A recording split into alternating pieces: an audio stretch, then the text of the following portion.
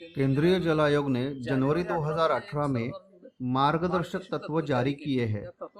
वो ऐसे है कि 31 मई तक हर डैम की क्षमता के 10% पानी स्टोर कर सकते हैं, 31 जुलाई तक 50% और 31 अगस्त तक डैम का स्टोरेज 77% रखना चाहिए। 15 सितंबर को बारिश का मुआयना करके तभी या उसके बाद डैम 100% भर गया तो चलेगा।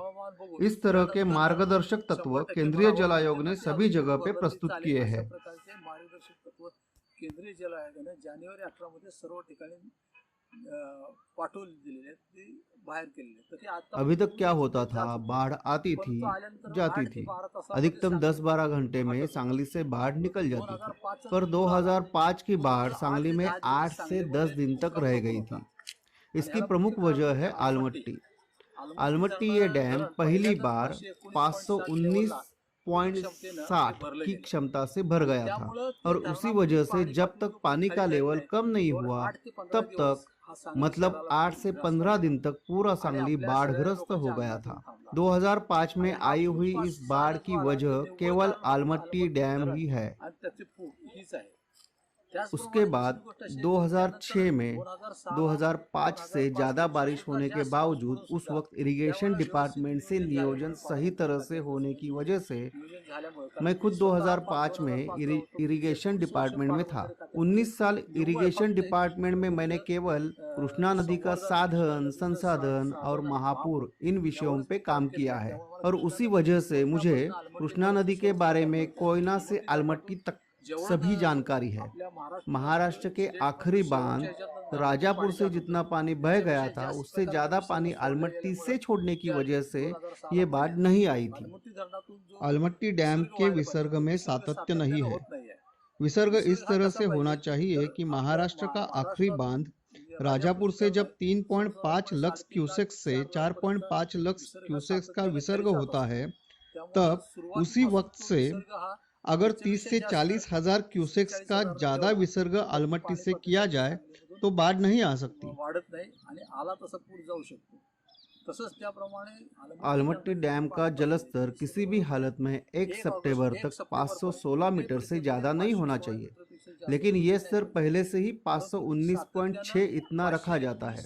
उस वक्त पानी का स्टोरेज 123 टीएमसी इतना होता है और इसी वजह से सांगली और कोल्हापुर जिले में बाढ़ की स्थिति तैयार होती है। इस प्रदेश में अगर बाढ़ नहीं आनी है तो 1 सितंबर तक आलमट्टी का स्टोरेज 516 मीटर से ज्यादा नहीं होना चाहिए। 516 मीटर पेक्षा ज्यादा ठेवली नाही पाहिजे, हा एक तत्व आहे। याप्रमाणे जर वागलं तर महापूर येणार। आमतौर पे 1 जून से 1 सितंबर तक 370 टीएमसी पानी महाराष्ट्र से कर्नाटक की तरफ बह जाता है और 1 सितंबर से अक्टूबर के आखिर तक 190 टीएमसी पानी कर्नाटक में बह जाता है। आलमट्टी के 516 मीटर के स्तर को अगर 519 मीटर तक लेके जाना है तो इन 3 मीटर में 50 से 60 टीएमसी पानी समा सकता है। ये 50-60 टीएमसी की आवश्यकता महाराष्ट्र से बह जाने वाली 190 टीएमसी से बहुत कम है। मतलब इससे आलमट्टी डैम पूरी तरह से भर सकता है। यही सच होने के बावजूद डैम जल्दी भरने की लालच की वजह से हमारे प्रदेश में बैक वाटर का उभार आता है। इस उभार के बारे में सोचा जाए तो इस साल के सितंबर की 7 तारीख को, 16 को और 17 को हमने क्रॉस सेक्शन लिए। 3 बार वहां जाके आए। वहां की सिचुएशन ये है कि 519.6 की स्टोरेज करने की वजह से महाराष्ट्र का आखिरी बांध राजापुर के ऊपर 60 फीट तक पानी था, 7 फीट। उस वक्त किसी भी डैम से पानी नहीं छोड़ा गया था। उस वक्त कहीं पे भी बारिश नहीं हुई थी। उसके बावजूद 519.6 की स्टोरेज की वजह से हमारे यहाँ भिलौड़ी तक पानी भरा हुआ था और इसी वजह से हमारा अभी भी यही कहना है कि 1 सितंबर तक किसी भी हालत में आलमट्टी डैम में 516 मीटर से ज्यादा पानी का स्टोरेज नहीं करना चाहिए। धरणाचं कोयना डैम का 591 कैचमेंट एरिया स्क्वेअर किलोमीटर आहे. 891 स्क्वायर किलोमीटर पाणी है। पाझरत जातं, उसका ते ट्रिकलिंग जवळजवळ फरवरी एंडपर्यंत महीने पाणी के वाहत आखिर येतं. तक होता रहता है। त्यामुळे तिथून लेकिन पाणी हम हे क्या आता करते आपण हैं काय कि करतो सितंबर की के सप्टेंबर पहले ही महिन्यामध्येच डैम कोयना पूरा धरण भरने कशा की प्रकारे लालच भरून करते हैं। 100% डैम भरायचा पूरा प्रयत्न भरने का करतो. लालच अभ्यास करने करतो की पाण्याचा. कोई जरूरत पाण्याचा नहीं है। अभ्यास करायचं काही कारण नाही आहे. आपल्याला जे उद्योगों पाणी के लागतं लिए, पीने के औद्योगिकसाठी, लिए और खेती के पिण्यासाठी लिए हमें आणि पानी शेतीसाठी लगता है। ते उसके लिए सर्वसाधारणपणे 36 36 TMC टीएमसी पाणी हे पानी आपल्याला पूरी पूर्णपणे तरह से पुरतं. पर्याप्त है। म्हणजे आपण आता जो धरण हम जो 105 कोयना TMC डैम भरायचा में अभ्यास करतो, 105 त्या टीएमसी अभ्यासापोटी आपण मतलब 40 गावं जी आहेत डैम पूरी तरह से सांगलीच्या भरने की लालच करते हैं, सांगलीच्या वरच्या उसकी बाजूला वजह कृष्णा से काठावरती 40 गाव आहेत. त्या 40 सांगली जिले के 40 निष्कारण गांव आपण और दर्शक कोल्हापुर करतो. जिले के 44 से आपल्याकडे जसे 48 40 गांव आहेत, बाढ़ तसे की कोल्हापूर चपेट में जिल्ह्यात आते हैं। जवळजवळ 44 ते 48 गाव आहेत. त्या गावात ही पूर सदृश परिस्थिती बनते. 2021 की बात करें तो 1 जून को 10.5 टीएमसी की जगह पे 34.2 टीएमसी पानी स्टोर किया गया था। 10.50 TMC अगर उस वक्त स्टोरेज 10.5 टीएमसी होता तो जब 22-23 को बाढ़ आ गई थी तब और 24 टीएमसी पानी का स्टोरेज आसानी से हो सकता था। तिथं आपण आरामातपणे 24 TMC पाणी साठा साठवू शकतो. लेकिन स्टोरेज 80 होने की वजह से 24 जून को डैम से पानी छोड़ना पड़ा और उस वक्त जहां पे सांगली में वाटर लेवल 40, 42, 45 तक होना चाहिए था वहां 54 फीट 3 इंच तक हो गया था।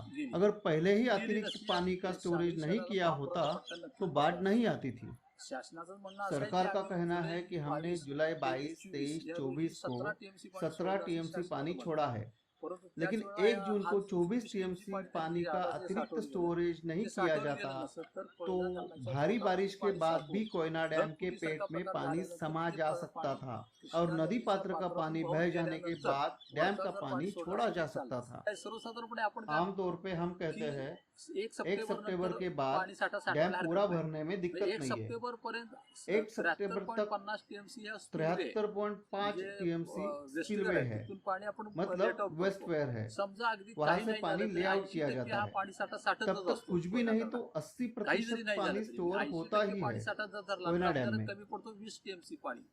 एका मान लो TMC अगर मध्ये 20% पानी 2.11 कम भी पड़ता है मेगावॅट वीज तो निर्माण आमतौर होते. पे 300 करोड़ की बिजली सर्वसाधारणपणे खरीदनी आपल्याला 300 पड़ेगी। कोटीची वीज ही आपल्याला बाहेरून विकत अगर घ्यायला ये लागते. बिजली 4 रुपए 53 300 पैसे कोटीची से वीज जर खरीद 4 ली रुपये जाए 30 पैशानं जरी तो भी आपण ज्यादा विकत से घेतली, ज्यादा 500 करोड़ तक का 300 ते खर्चा आएगा। 350, 400, 500 कोटीचा खर्च आपल्याला बसेल.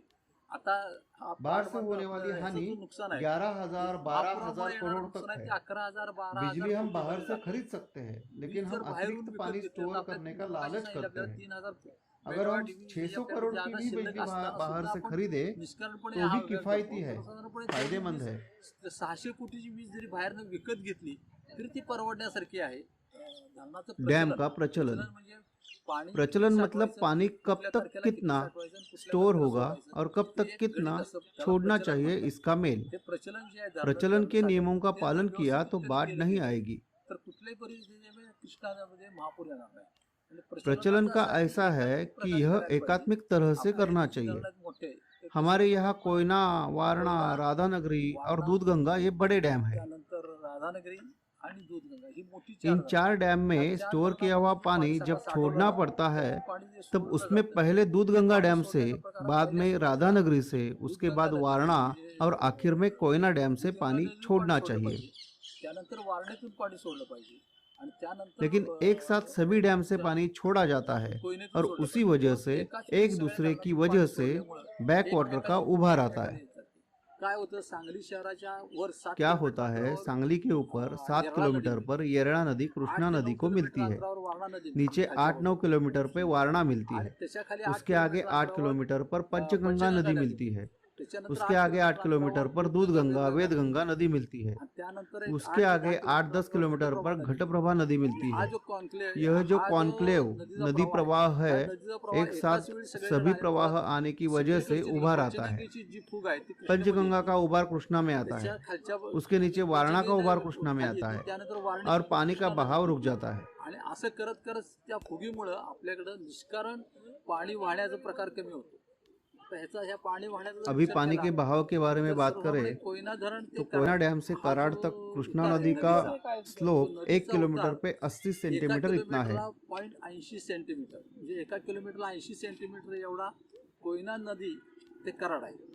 कराड ते कराड से सांगलीपर्यंत सांगली जो तक उतार का आहे, स्लोप तो 1 एका किलोमीटर के लिए किलोमीटरला 46 46 सेंटीमीटर है। आणि सांगली से ते राजापुर तक का पर्यंत स्लोप जो उतार आहे तो 43 सेंटीमीटर है। लेकिन वहां से आगे राजापुर से आलमट्टी तक का स्लोप केवल 12 सेंटीमीटर है। यहाँ पे स्लोप कम होने की वजह से पानी में उभार आता है। यहाँ की नदियों पे जो बांध है वो आमतौर पे कोल्हापुर पद्धति के हैं। उसकी जो फलियां है उसको बरगे कहते हैं। वक्त पे ये बरगे निकालने पड़ते हैं, नहीं तो मिट्टी जमा होती है और पानी आसानी से नहीं निकल जाता। पिछले 5-6 साल का माल प्रैक्टिस ऐसा है कि केटीवेयर के ये बरगे जो 22 मई के दरमियान रोहिणी नक्षत्र के अवसर पर निकाल देने चाहिए और वहाँ के संबंधित इंजीनियर से सर्टिफिकेट लेना चाहिए कि बरगे जड़ से निकाले गए हैं, लेकिन ऐसा नहीं हो रहा है। पंचगंगा, वेदगंगा, दूधगंगा और कृष्णा नदी के इन कोल्हापुर पद्धति के बांध के बरगे नहीं निकाले जाते और उसी वजह से मिट्टी जमा होती है। उसी वजह से हेडअप होता है। हर गांव में 8 से 9 फीट का हेडअप होता है, अपेक्स होता है और बाढ़ आती है। हमने एक प्रपोजल भी दिया है। प्रपोजल ये है कि उमरज जो सातारा और कराड़ के बीच में है, वहां से कृष्णा नदी से टनेल निकाल के 90 किलोमीटर का टनेल रोजगार हमी या मनरेगा से तैयार करके अकाल पीड़ित क्षेत्र में जो माण नदी है उससे जोड़ना चाहिए। बारिश में कर्नाटक में बह जाने वाला पानी माण नदी में जाएगा तो अकाल पीड़ित क्षेत्र सुजलाम सुफलाम हो सकता है। हवामान खाता या इरिगेशन डिपार्टमेंट ने अभी तक जल वैज्ञानिकों का निर्माण नहीं किया था, अभी किया है ऐसा उनका कहना है। कविता पाटिल जो जल वैज्ञानिक है, वैसे और भी जल वैज्ञानिकों का निर्माण किया जाए तो उनके मार्गदर्शन से नियोजन किया जा सकता है और उससे जरूर फायदा होगा।